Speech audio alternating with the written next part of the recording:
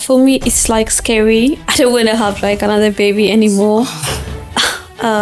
Because I don't want to go through like this journey again. The story, I think, it was traumatizing for me, is the honest truth. When you have someone that you care about so deeply and you really wanted to guide them through, regardless of everything else that's going on, we wanted the pregnancy and the delivery journey to be as smooth and as supportive as possible. Echoes of our community. Hello, welcome back to Echoes of Our Community. My name is Margaret Taribo and I'm your host.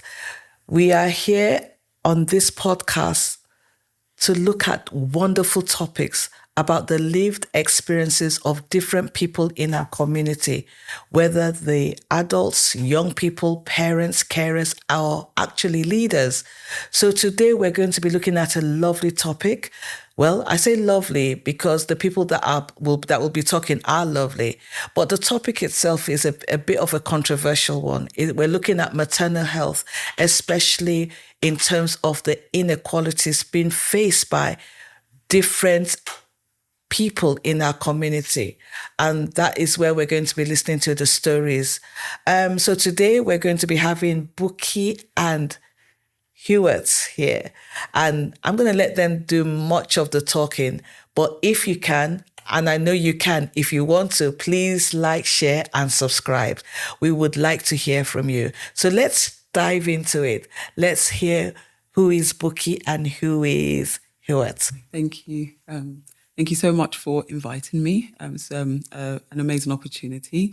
So I am Buki Oladokan. I'm a midwife, a health visitor, and a public health specialist. You're welcome. And you brought somebody with you today. Do you want to introduce yourself? My name is Hewitt. Thank you for having me. I'm a mother. A mother of who? Because this bundle of joy, who is this lovely? Her name is Anaya. And how old is she? Anaya, she's 2 months. Oh, okay, lovely. So Buki, why did you bring her today? Okay, so as I said, I'm a midwife and also a mother of 3 as well. And I would say my career has taken me down the path of inequalities, being a voice and an advocate for mothers and women in our community. So I met Hewitt about 4 months ago now. She was, I think, probably in like her 3rd trimester of pregnancy when we met each other. And my aim at that time was to make sure that mothers who had newly come into the borough that I was working in or newly come into the country in particular were not isolated. Okay. To make sure that they were in touch with their community and also had an opportunity to integrate and just feel like they had support. That's a very strange role you took on, because I'm aware that in the community we have the early help team, we have, but you a midwife taking on that role, that seems a lot. Yeah, it's quite a unique role, and I will say I think the role that I'm in at the moment has allowed me to find the gaps and the inequalities and use my expertise to come up with, ways that life could be better for mothers. So I think for me, I was able to identify where that gap was, and also look at what I could do to make things better. So that's how me and Hewitt met each other. And I would say, just my love for people and the community and mothers. Just really allowed us to, I would say, gel. I would say we've developed a friendship. Oh. It's more than just, But that's how I care for people. I care for people as though they're my friend, as though they're my own. Oh, that is so nice. So that's interesting. So Hewitt, so the journey with Buki, how's that been for you? Oh, amazing. She's been like amazing supporter. And like if I need something, like she's always with me and she's supporting. She's like angel for me. Oh. Yeah. So, what were there any challenges from because when Buki met you, you said it was the third trimester. Yeah, she was late in pregnancy. Sure, okay. And how was that? How was the journey? How was it? Was it difficult? Was it easy? Was it Like my pregnancy was okay, but it's like I wasn't getting enough support from like others. I was living like different borough before, and I came to like this borough, like where I am now. Like when I was late pregnancy, like when I was maybe 13 week. okay? Yeah. And I meet Bookie because like I need to know like the borough much better. And she introduced me a lot of groups, mom space, and it helped me like a lot. Okay. And after that, like she helped me after like getting birth. I was having some problem in a hospital, and she was a good supporter. So tell us a bit more about the problems. I think that's the crux of the issue tonight. It's like, let's look at what were the problems you were faced with in hospital. I had a bit of like complication at the first. When I had to give birth to her, I had to do surgery. Okay. Is that the emergency CS? Yeah, Emergencies. the emergency one, and when they did the surgery, they had to do general anesthesia because it become like more emergency. And after the surgery, they didn't check me enough, like properly. They just put me like recovery room, like and I wasn't feeling well. So after 3 days, they told me like to go home. Even though you were not feeling well? Yeah, I told them like, I'm not feeling well. I can't go home. And they think like I have a problem, like the housing problem. So they think I said I'm not going because of the housing. And I told them like I'm not feeling well.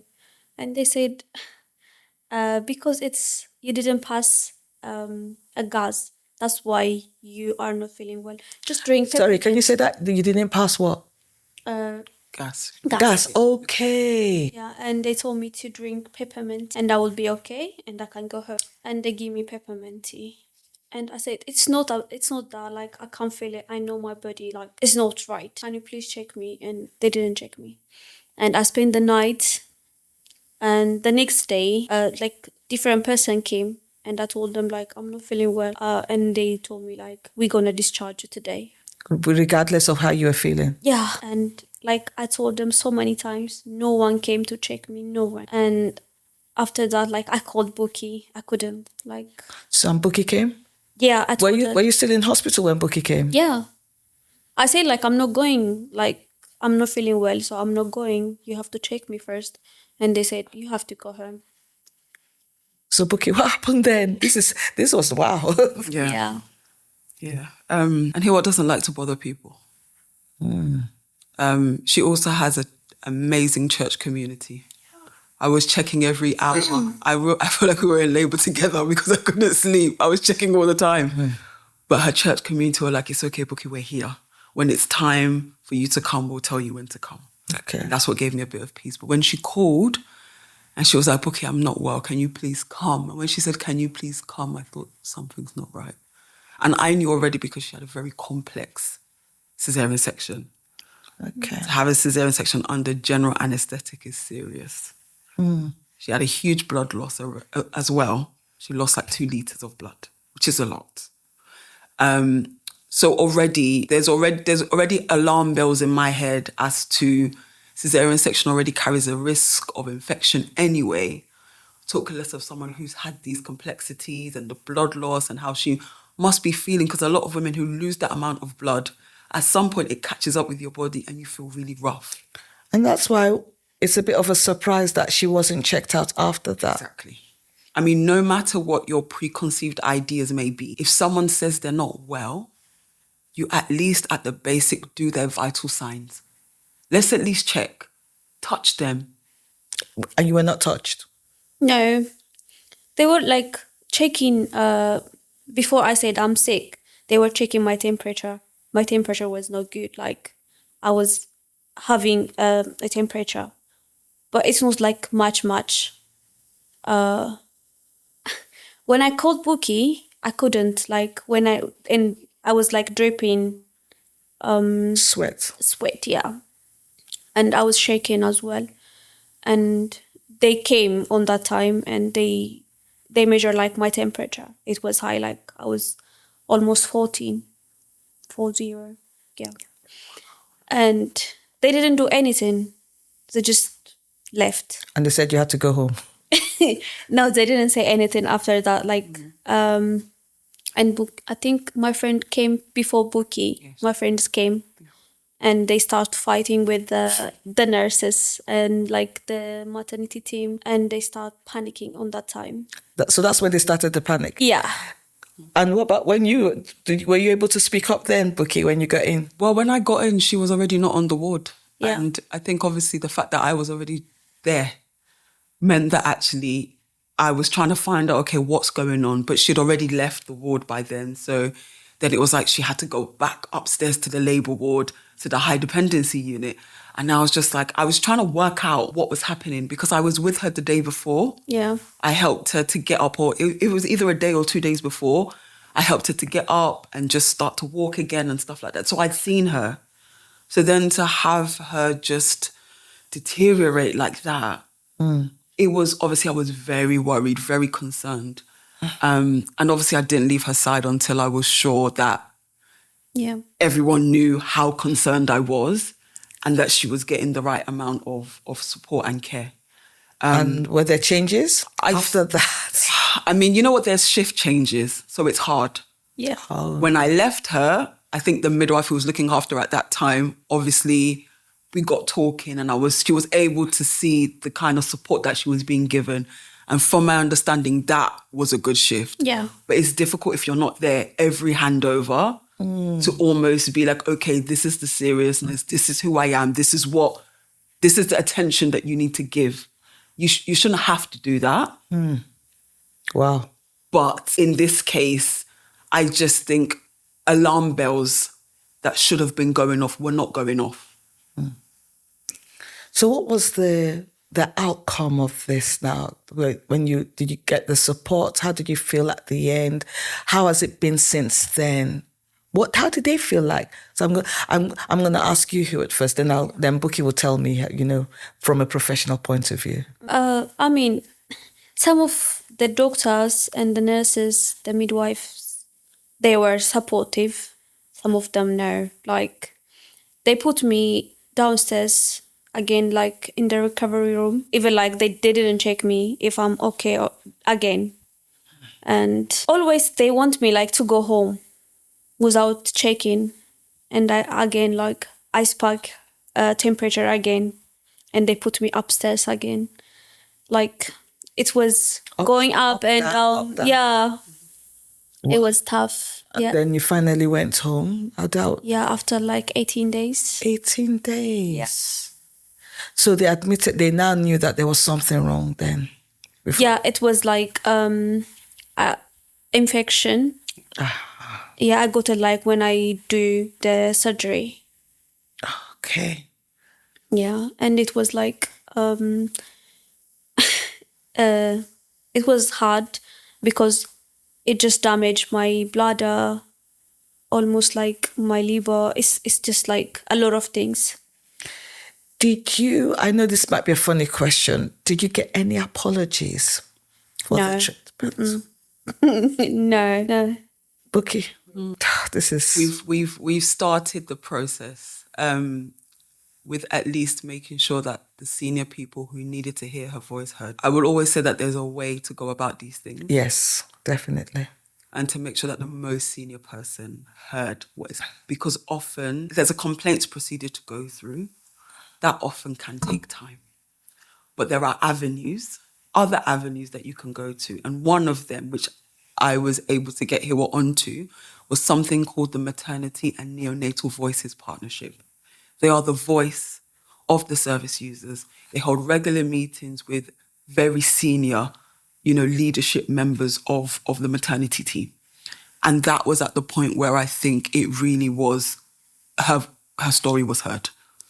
And that's strange, because if, from every indication, if a lot of people, a lot of moms to be having babies don't have people like Buki in their corner, you can imagine that their voices are lost. I have that lived experience, and I'm very sure you have too. But it's a strange thing about the confidence. A lot of parents might not have the confidence. Hewitt, you're from Ethiopia?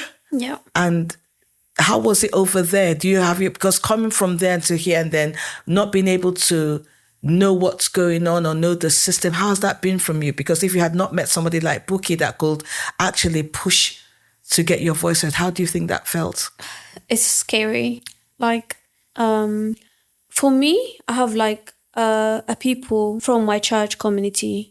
They've been here like for long, and they were like supportive as well, and Buki as well. But somebody who doesn't have a church community, who doesn't have like nobody in here, is gonna be like tough. And a lot of people, they don't speak English. Yes. Yeah, and it's like they might lose like their life. Yeah. Because they can't tell like what's wrong with them. Yeah. So wow, I want to thank you for sharing that. So from how are you feeling now with the system? Do you still feel are there any things that you think back on that make you feel sad? Or is there anything that you think, what can happen for the future? Because you've been through this. What do you think, as a mother, being in this situation, what could be the hope for other mothers out there? I don't know. For me, it's like scary. I don't want to have like another baby anymore. Because I don't want to go through like this January again. So yeah, but they need a really support. To support, we need to build a lot more support for this. Yeah. Yeah. And how do you feel supported now that you're at home?